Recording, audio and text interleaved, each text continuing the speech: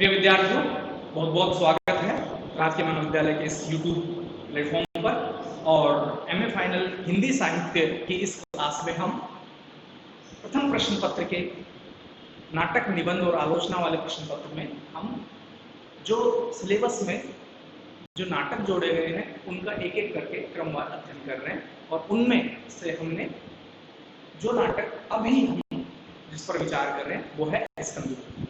जयशंकर प्रसाद का यह नाटक है और हमने पिछली जो क्लास थी उसमें इसका जो तथ्य था, इसका जो कथानक था और इसके जो कथानक की विशेषताएं थी उनके बारे में बात की थी। उसी क्रम में आज हम जिस टॉपिक पर बात करने जा रहे हैं, जिस बिंदु पर हम अपने विचार रख रहे हैं वो है स्कंदगुप्त नाटक का जो चरित्र चित्रण है, जो पात्र है।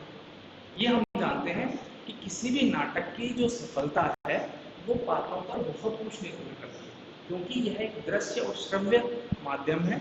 पात्रों द्वारा उस कथा वस्तु को मंच के ऊपर प्रस्तुत किया जाता है, अभिनय के द्वारा परोसा जाता है दर्शकों को। और पात्रों के जो क्रियाकलाप है, पात्रों के द्वारा जो अभिनय किया जाता है, उसी के द्वारा कथा वस्तु का ग्रहण दर्शक पर करता है।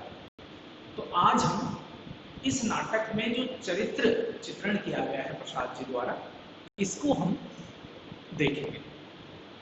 प्रिय विद्यार्थियों, किसी भी नाटक में दो तरह के चरित्र होते हैं। एक तो वे चरित्र जो पूरी तरह से नाटक को केंद्र में रहते हैं, अर्थात वे चरित्र जो पूरी तरह से नाटक को डोमिनेट करते हैं, जिनका प्रभाव आदि से अंत तक नाटक पर बना रहता है, जिनको कि हम प्रमुख पात्र कहते हैं।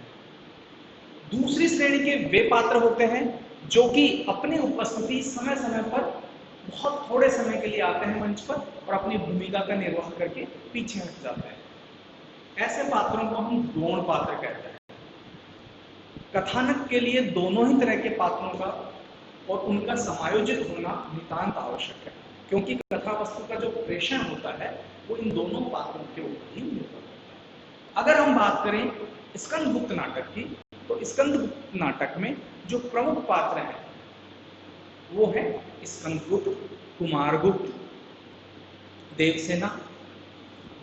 इसके अलावा जो प्रमुख पात्र हैं, भट्टारक एक प्रमुख पात्र है, चक्रपाली प्रमुख पात्र है, विजया प्रमुख पात्र है और अनंत रानी एक प्रमुख पात्र के रूप में हमारे सामने आती है। इसके अलावा जो अन्य पात्र हैं वो गौण पात्रों के रूप में शामिल किए गए हैं।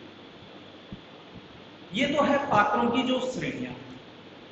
अब हम इनमें से जो प्रमुख पात्र हैं, क्योंकि सभी पात्रों का विश्लेषण करना इस क्लास के लिए संभव नहीं हो पाएगा और न ही हमारी परीक्षा उपयोगी दृष्टि से महत्वपूर्ण है, इसलिए हम नाटक के प्रमुख और चुनिंदा पात्रों का ही यहाँ विश्लेषण करने जा रहे हैं।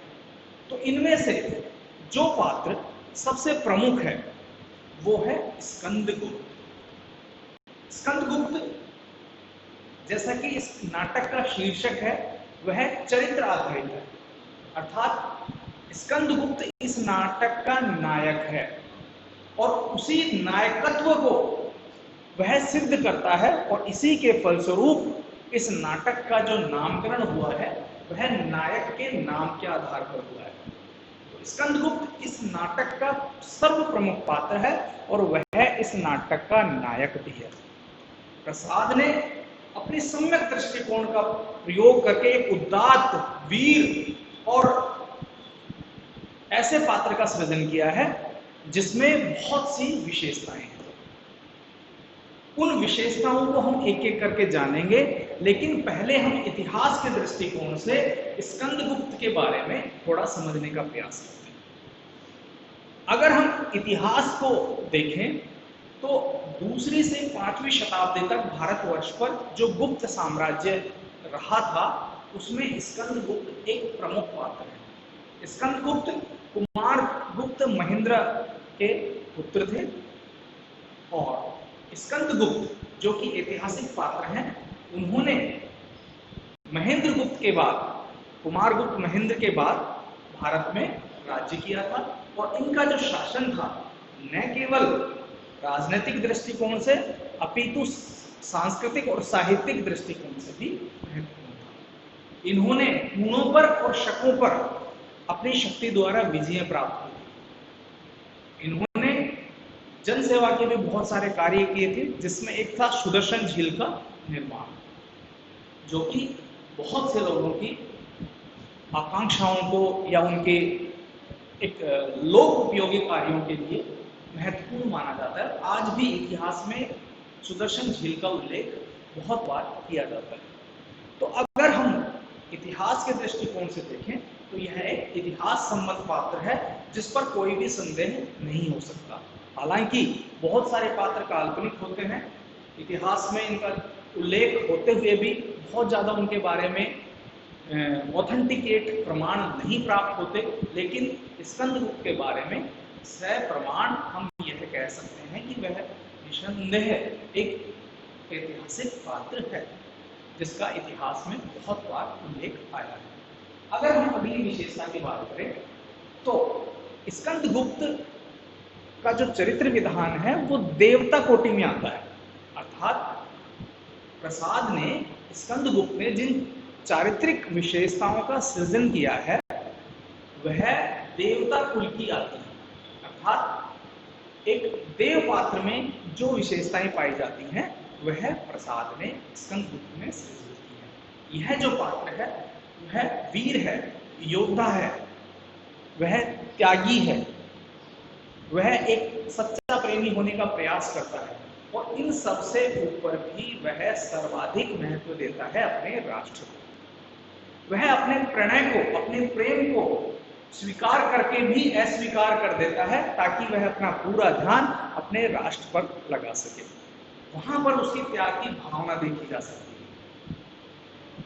वह शुरुआत में अपने कुल की जो विडंबनाएं थी, अपने कुल में जो आघात प्रतिघात हो रहे थे, दुष्चक्र रचे जा रहे थे, उनके प्रति उदासीन भी हो जाता है, क्योंकि वह यह जानता है कि अगर वह इस